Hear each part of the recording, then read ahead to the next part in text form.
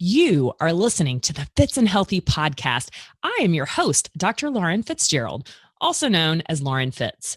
I'm a medical doctor, a fitness instructor, an entrepreneur, a health and fitness coach, but most importantly, I am a lover of life. And here on the Fitz and Healthy podcast, I intend to give you a ton of great information and knowledge that will serve as potential power so that you can live a life by design and make it more fits and healthy.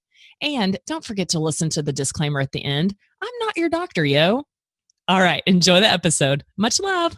Ciao. Hi,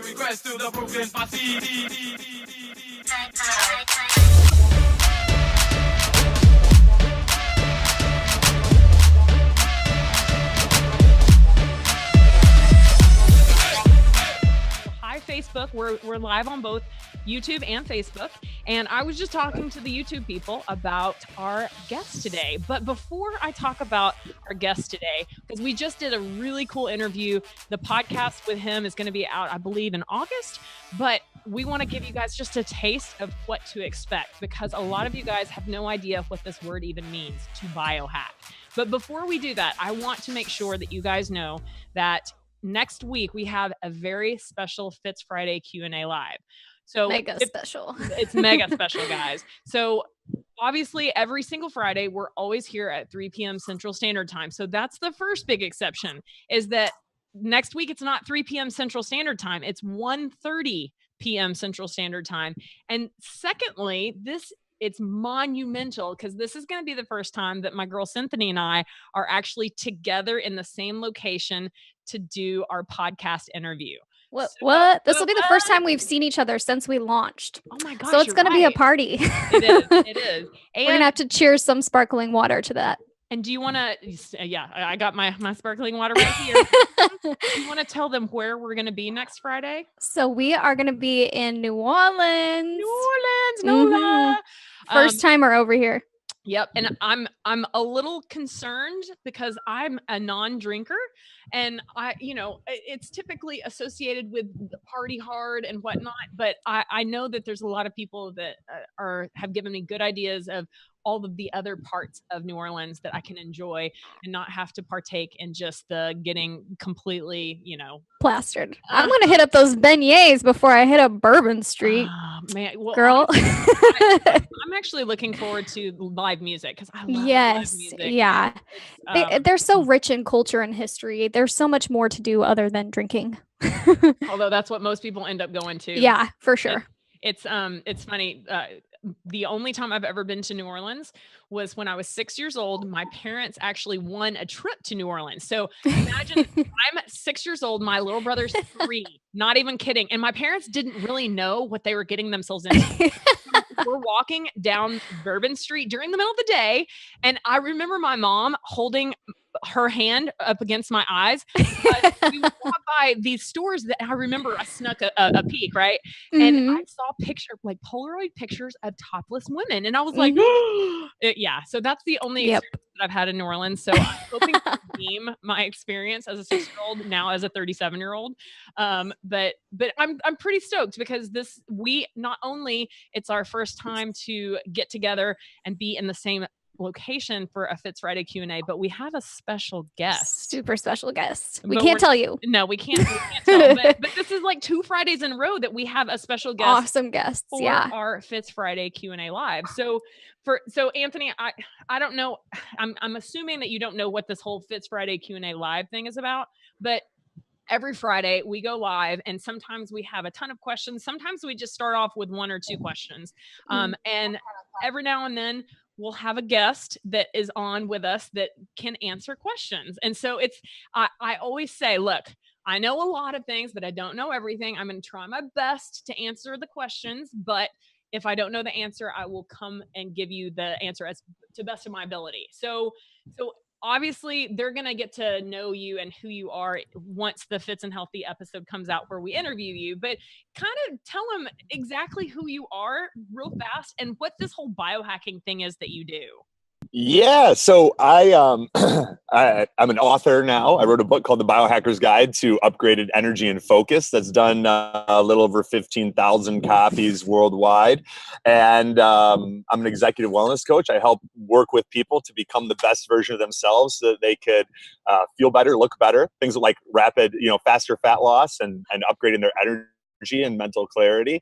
And yeah, I'm a biohacker, which is, basically what are the tiniest changes that we could use to positively influence our biology so that we feel as good as we possibly can feel. And we're not just spending more time on this planet, but we are spending more time as the best version of ourselves and really taking back control of our health and knowing what are the things that we use to feel amazing and look great.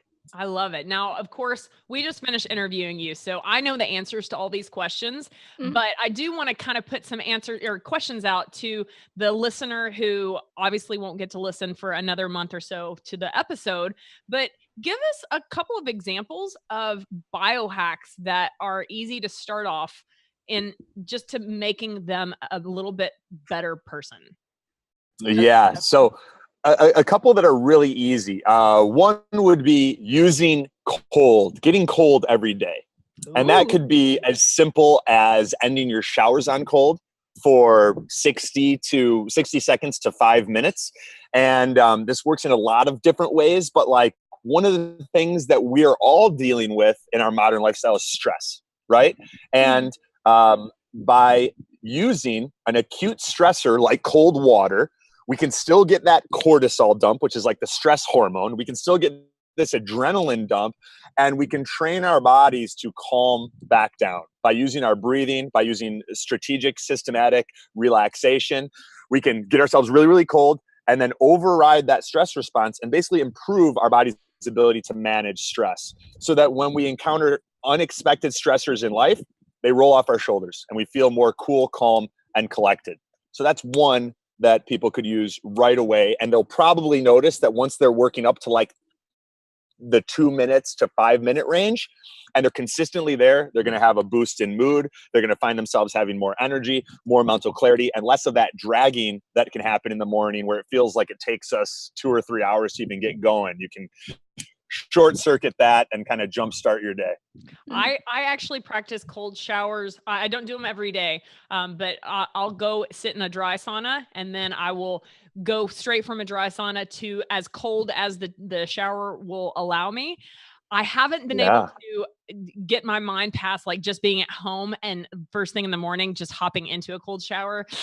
I know that that's where I need to go, but I feel so much better after that cold shower, especially after being in a dry sauna and sitting there, whether it be in meditation or listening to an audiobook or whatnot, but finishing that with the cold shower, it's just, it awakens you in a way that words really can't describe. Oh yeah. And you are not alone there. I mean, it's a mental hurdle to get yourself to take that dial and turn it all the way to cold, especially first thing in the morning. And like, my girlfriend's kind of like taking it upon herself. She likes to, when I'm in the shower and like shampooing my hair or something, she'll sneak in and actually do it for me. It's a nice little helping hand. And all of a sudden I'm like, ah! I love it. That's awesome. She'll catch me not doing it on my own, and she'll reach in and help me out. Like I'm just trying to help you biohack yourself, right? Yeah, she has an excuse. Yeah, exactly. Okay, so what are some other little biohacks that you can teach the audience while we wait for questions? Because I don't know if we have any. Yeah, one would be a lot of people we're focused. We have this preoccupation with working out, and specifically, we're looking for shortcuts. We're like, hey, how can I get an hour's worth of exercise in 12 seconds? And, a lot of people are chasing like high intensity exercise and CrossFit and things like that. And I think if we shift our focus from working out to sweating and the detoxification benefits that come with sweating, and say, rather than I need to work out every day or I'm working out because I want to burn fat, we say, I want to sweat for 30 to 60 minutes every day because I'm exposed to more toxins today than ever before in history. And that, and the skin is my body's largest detoxification organ. they're going to find their energy starts to improve. They're lowering their body's toxic burden, increased mental clarity. So making that shift of saying, okay, I want to do the things that really make me feel good. And rather than having this preoccupation with working out, I'm just going to focus on, I need to sweat for 30 to 60 minutes every day. And that's even more important for females. Why is it more important for females? Well, for females, we're seeing increased incidence. Like, we're exposed to so many different phytoestrogens, basically like these unnatural chemicals that mimic estrogen in the body. And with female clients in particular, I'm seeing a lot of estrogen dominance, which is like women that have estrogen levels that are way higher than they should be. And as you guys know, and as you teach on your podcast, like, our hormonal health is one of the foundational components to fat loss and wellness and slowing down the aging process. And when that gets out of balance, which is not just having hormone levels that are too low, you can have hormone levels that are too high. Right. And one of the simplest strategies for bringing that back into balance is just sweating. Getting out and sweating 30 to 60 minutes every day. And women usually have a little bit of a harder time sweating than guys. Not I want my fans know that I sweat like a dude. I sweat like the best dudes of them. Yeah. Right. Yeah. There was a, Go ahead. There was a what? I was going to tell an embarrassing story just about how much I sweat, but half Italian, half Greek. It's a recipe for disaster. You were destined to be your whole life, for sure. Okay, so I think that we have a question on Facebook. So Cinthanie, you want to read that question for us? We do. So Courtney wants to know, she said, what is your advice for people who run? I run, and after my knees hurt so bad and they keep locking up. Okay. Biohacks for us? So we want to look at inflammation in the body, right? So inflammation is essentially an overabundance of, if we're going to go down to like quantum physics, inflammation is too many protons, too much of a positive charge in the body. And like, Lauren, you were talking about your father and grounding and how he still kind of attributes that to being hogwash. Yep. Well, one of the ways that grounding works, part of the reason that we don't understand this is because we haven't really drilled down things to a quantum level. The connection that when you're grounding, when you're in a natural body of water, when you're barefoot connected to the earth, your body is taking in these negative electrons from the earth that lower inflammation, right? So what I would tell, was it Cynthia? Cinthanie. Or Courtney. The question was from Courtney. Courtney. So Courtney, what I would say is I would look for what are some of the sources of inflammation in your life. And I would go to diet first. What are some of the things that you may be putting in your body that you think are healthy? Like, are you eating a whole bunch of health bars? Are you eating yogurt? Are you eating, and what I would do is I would take 28 days and I would strip your diet down to, lots and lots of plants, most of those plants being vegetables, most of those vegetables being green, lots of healthy fats, plant-based fats for the first 30 days. Get most of your protein from wild-caught seafood. The lower on the food chain, the better, so that you're not in a whole bunch of mercury and toxic heavy metals. And then after about 30 days of that, you'll probably start feeling better than you've felt in a long time.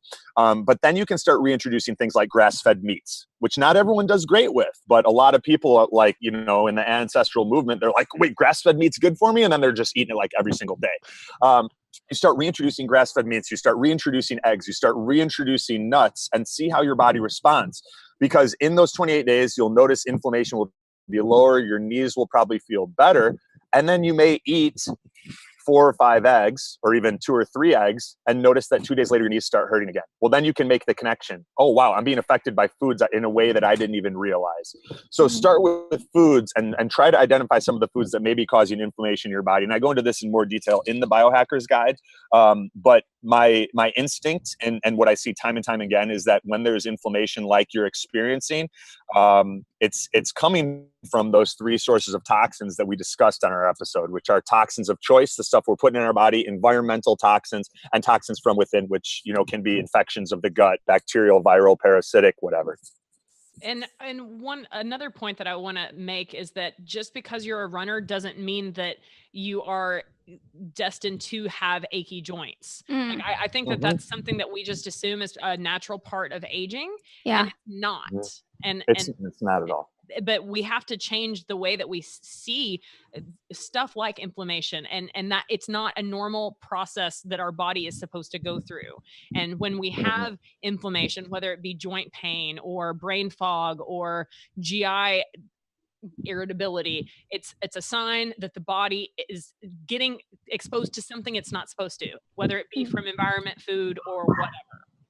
Totally. And there's a lot of things you could do. Like during that month, you may do best moving away from running and doing, getting a rebounder, putting a rebounder outside. That the rebounder is basically like a mini trampoline. Some good brands, Rebound Air, Bellicon. Put a rebounder outside, jump on that for 20 to 30 minutes. It's a lot easier on your joints. Use an elliptical and still get into your target heart rate zone, but give your joints a little bit of a break, and then you could combine that with things like ice baths and anti-inflammatories like turmeric and curcumin. But those would be some of my initial recommendations. And notice, you guys, that he didn't say anti-inflammatories like Advil or Naproxen. You Yeah. guys, like, there are so many great natural anti-inflammatories that you should go to first.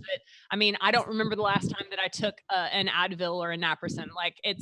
And now that I know what I do, I try and steer clear of that stuff because it's not good for anything in your body. Mm-hmm. Yeah, when your body is hurting, that's your body's way of screaming help, and it's trying to bring your attention to something, and it's our job to notice what that something is and play a little detective, figure it out. Yeah.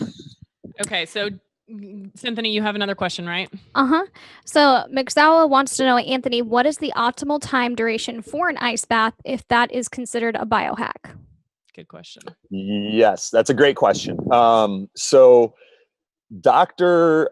Jack Cruz, who's a neurosurgeon, he has an article on his website where if you look up like cold thermogenesis protocol or RX or something like that, where he kind of eases you into it, using, first putting ice on your body, then using compression shirts and things like that. My process is a little bit different. Well, I'll say start with just filling your tub with water as cold as it could go. And then go in there. And when you feel like you need to get out, you get out. And then do it again and follow that process until you're in there for 5 to 12 minutes, right? Then you can add 120-pound bag of ice, let it melt 50 to 80% of the way. And when you can sustain that for 8 to 12 minutes, you can add a second 20-pound bag of ice. So now you've got your tub filled with water as cold as comes out of the spigot, and 2 20-pound bags of ice. You let it melt 50 to 80% of the way, and then you get in there for 8 to 12 minutes.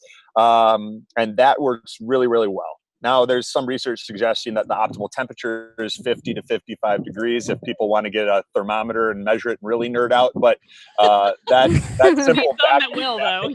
Yeah, some people will, right? Yeah. But that simple back of the napkin strategy works really well. And I'm a huge fan of like cold thermogenesis, but I do it in natural bodies of water. So I'm doing it in Lake Michigan all throughout the wintertime in Chicago. There's like a funny picture of me like surrounded by giant floating blocks of ice in the water. And then you're also getting some of those negative electrons and reconnecting yourself with the Earth's Schumann frequency. But it's making me cold thinking. I was going to say, that's going to take me a while to work up to walking through cold lakes. Yeah, for real. Yeah. I know that Tony Baby Robbins, steps. Tony Robbins actually has an ice bath that is made on his property, and that's what he does every single morning. Yeah. Yep. This is not just us geeky biohackers. Like, yeah, there's some very well respectable people because there's a lot of science behind it. Yeah. And it has everything to do with your parasympathetic system. And we don't want to get too geeky on you guys, but it's not just hogwash. I'm just saying. Yes, I mean, some of the most famous biohackers, Tony Robbins, LeBron James, Ray Kurzweil, even Suzanne Summers. I mean, there's Bruce Lee, a lot of people who have been using this stuff and really said, okay, what are the things that I could do that will empower me to become the best version of myself?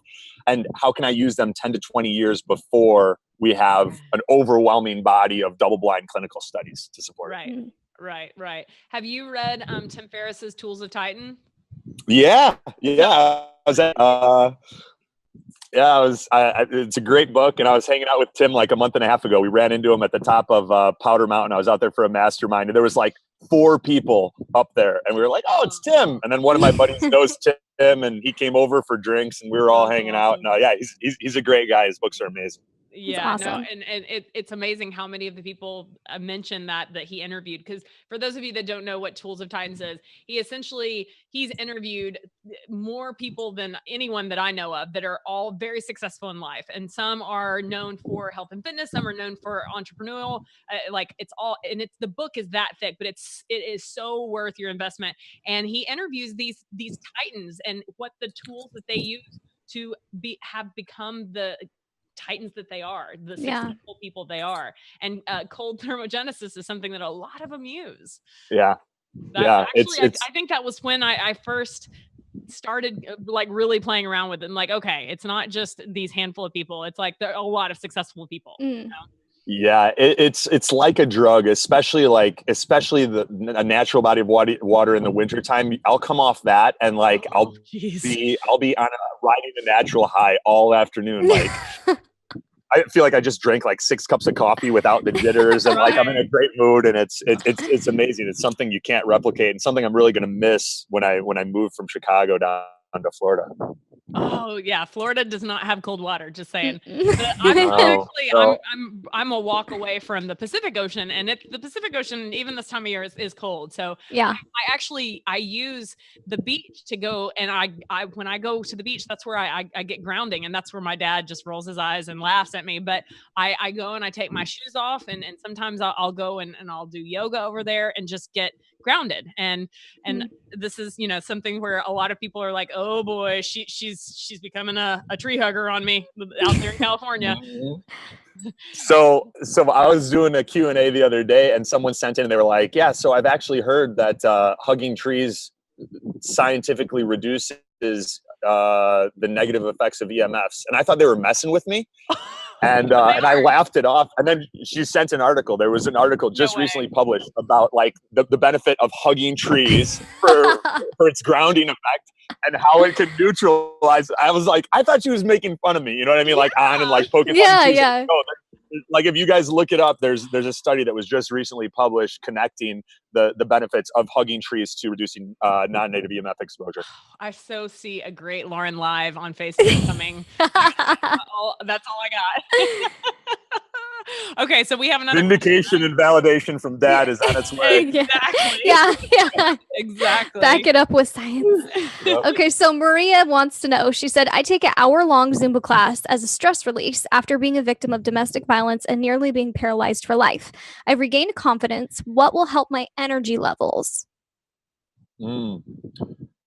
One, very proud of you. Yeah. For overcoming that. And yeah, that's huge. So great job. And you're on the right path. You're moving, you're finding your power again. And I think that's great. If Zumba, this has actually been something that a number of people have written in about. If Zumba is not providing the benefits that you are looking for with exercise, you don't need to stop doing it, especially if it does provide other benefits, but maybe explore some other options. And what I would say is, if you're doing Zumba 4 days a week, maybe do Zumba once or twice a week. And those other days, play around with some types of aerobic training that get you into your target heart rate zone. A lot of times you can think of like the benefits of exercise, specifically building a bigger aerobic engine, is like they happen in this sweet spot. And if we're not working hard enough, we don't get it. And if we're working too hard, we don't get it. So Zumba, what may be happening is maybe you're not quite causing enough good stress on your body. And what I would say is I would get a heart rate monitor with a chest strap. All right, there's 3 steps to doing this. Get a heart rate monitor with a chest strap. And that's important because Fitbits don't do it. They don't accurately read our heart rate from our wrist. And you figure out what your target heart rate is. So let's say you're 40 years young. Well, your target heart rate on the upper threshold would be 180 minus your age. So that's 140 beats per minute. Subtract 10 to get the lower threshold. So for you, if you're 40 years old, do this with your exact age, but 130 to 140 beats per minute is where you're going to experience the greatest energetic benefits of building a big aerobic engine and where you want to be for at least 20 minutes. And then go do some sort of exercise, whether that's jogging outside, whether that's getting on an elliptical machine, whether that's riding a bike, whatever it is that allows you to stay within your target heart rate zone for anywhere from 20 to 60 minutes. And especially if you combine that with sunlight outside, like a lot of times my default is heart rate monitor, shirtless, going for a run outside. So there's fresh air involved too. And my instinct is after a few weeks of that, getting that 3 times a week, and then you can still go to Zumba if you love it, and it's providing those other benefits, you'll start noticing more energy. Dogs are getting into it with each other back there. They have lots of energy too. Does that make sense? Breaking it down like that, or two? I think so, yeah. Absolutely. That's why ever since I moved to Southern California, like there's sun pretty much every day. And I take advantage of that by taking my dogs to the beach almost every day, getting some sunlight, getting grounded by touching the earth, whether it be sand or the grassy knoll out there while I do yoga. But it's, you think, and I don't break a sweat when that's not my exercise, but it's part of overall just helping my energy levels completely be the optimized. Mm-hmm. We're in a really interesting time where only within the past 20 years is it like that the norm, or what's considered healthy, is like going in a box where we're shielded from the sun, breathing recycled air, hooked up to a machine. Yeah. If you told that to somebody 100 years ago, they'd be like, you're out of your mind. Get outside, get some sunlight, move your body, get connected to the ground, the earth, whatever, water, natural bodies of water, and you'll feel a difference. Absolutely. Yeah, do we have any more questions, Cinthanie, before we do? Okay. So Samantha wants to know, she said, do you have any advice for back pain for early pregnancy females trying to stay healthy during this pregnancy? Yes. So there's a few things. One, I would look at your glutes, particularly the Piriformis QL, glute med, glute max. You've probably got some tight glutes going on. And there are some simple hacks you could use, but one of them is like if you need to start with a tennis ball, you can start with a tennis ball, but the best is a lacrosse ball. And you basically put the lacrosse ball under your glutes. You go into I'm trying to see how I could describe this. You go into a figure 4 position, which we have video, right? Yes. So you go into a figure 4 position, which is like this, where like my feet are a little bit dirty, but you've got your ankle on your knee, right? So that I'm now stretching, like if my right ankle is on my left knee, I'm stretching my right glute. And then if I'm on the ground, I would put the lacrosse ball under my right glute, which is now stretched. And then I would drop my weight into the lacrosse ball and allow that lacrosse ball to kind of like work into the tissue and start to loosen up some of those trigger points.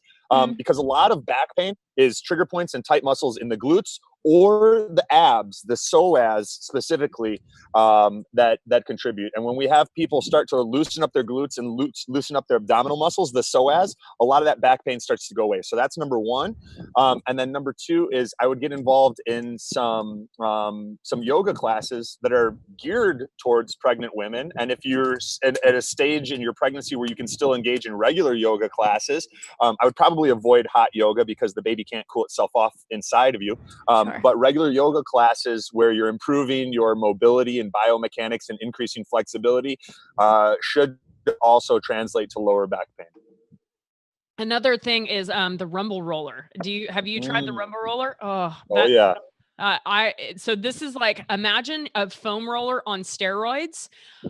And that's what the rumble roller is. And I'll do that, especially after a good lower body workout. And I'll just roll right over my glutes. And that thing, like literally, you have to work your way up to it, because when I first started using it, not even kidding, like it left bruises. Like it looked like I had like different, it's crazy, but that thing is, and it's so good at helping loosen up fascia. And so, and the lacrosse ball, I did want to make sure that everyone knows you can literally go to Academy, or I don't know if Walmart has them, but I got mine from Academy. They're like $5. They're nothing. Yeah.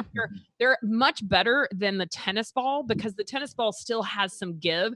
A lacrosse ball has no give. And so that way it can get into those trigger points that he's talking about. Yeah, and one of my favorite quotes from Neil Donald Walsh, who wrote Conversations with God, is all change happens outside of your comfort zone. And if you start doing some of this stuff and you're uncomfortable or it's causing a little bit of temporary pain, that's a good thing. That means it's working. And yeah, so I would embrace that and move towards that. And you'll find that with repetition and time, as Lauren explained, it will get easier. Absolutely. Cinthanie, do we have any more questions before we So wrap we've this got up? one more question, and it's a really good one. Okay, So cool. Stephanie wants to know, she said, I have heard that hanging upside down is beneficial. However, I don't know the specifics. Do you know what benefits come from hanging upside down daily? What are your thoughts on this? Yeah, there's a few. And whether you want to hang upside down on like a teeter inversion machine or just go into like a headstand or a handstand position, like, yogis have done for hundreds and thousands of years. There's a number of different benefits. Well, it changes the direction of the blood flow in the body. It increases circulation to the thyroid, which, as we know, plays a big role in our metabolic rates and our ability to burn fat and energy and mood and everything. Yeah, I mean, I try to go into a headstand a few times a week and spend some time there for those benefits. It also helps to do like a leg drain, where so much time we're spending sitting, and where blood can almost like pool. Where, have you guys ever noticed, like after a flight, your ankles may be a little bit swollen or something like that? You get like the edema going on. We're spending so much time sitting nowadays, and there's cardiovascular and circulatory consequences that come with that. And by switching things and getting more blood flow to our brain and letting our legs drain, it can help reverse and prevent some of the things like, deep vein thrombosis and other circulatory problems. Absolutely. And another tool that I love, I actually have one, and I try and hang from it once a day. It doesn't always happen, but the yoga swing. Yeah. What's that? It's so good. You can use it. You can use it for multiple reasons, but yeah, I have it hanging up on my chin-up bar on my door, and I literally will just, basically it's a swing that depending on how high your ceiling is, you hang it, and you can hang upside down. You can do different yoga poses with it. You can do different stretches. I got it on Amazon, but it's a great thing. And I've had an inversion table before, but the inversion table takes up a lot of space, and I really didn't, I mean, honestly, I used it more as a hanger than anything but the yoga swing, but the yoga swing is just easy. I mean, I can just sit in it. Yeah. It almost looks like a hammock, and I go back, I wrap my legs around it, and I usually I'm listening to podcasts or audiobooks while I'm hanging upside down, but there's a lot of benefit from inversions, and anyone that's taken any yoga class knows that inversions are usually a part of your practice, and inversions have always been one of my favorites. So yeah. I just have a quick question. Could we go back to the leg drain for a second? How do you do a leg drain? So this was something that was brought up. One of my friends was a pretty high level swimmer. She was All-American in college at University of Illinois, and part of their training is after practices and any sort of like intense workouts, they would leg drain in the sauna. So they'd go in the sauna and put, basically, like, you find a wall and you put your butt up against the wall with your back on the ground, and then your feet up. So you're kind of like in an L position, but your legs are on the wall, and that's how they would do it.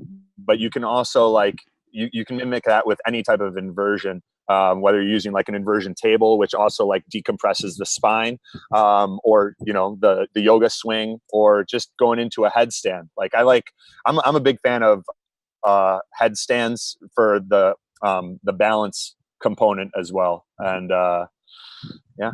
And really, that the leg drain, it's all about, so our veins are different than our arteries, because our veins have valves, and so the arteries have muscles, and they're pumping blood throughout the body, but veins are the return blood, right? And so that's why when you are sedentary, like on a long flight or whatever, there's no muscles around those veins that are pumping the blood back to your heart. And so but gravity can keep the mechanisms, basically the valves from the vein to return blood to the heart. And that's why, anytime that you have an injury, you hear your doc say, well, elevate your leg. And it's all about gravity, because that's how it works in veins, because they work different than arteries to get on you.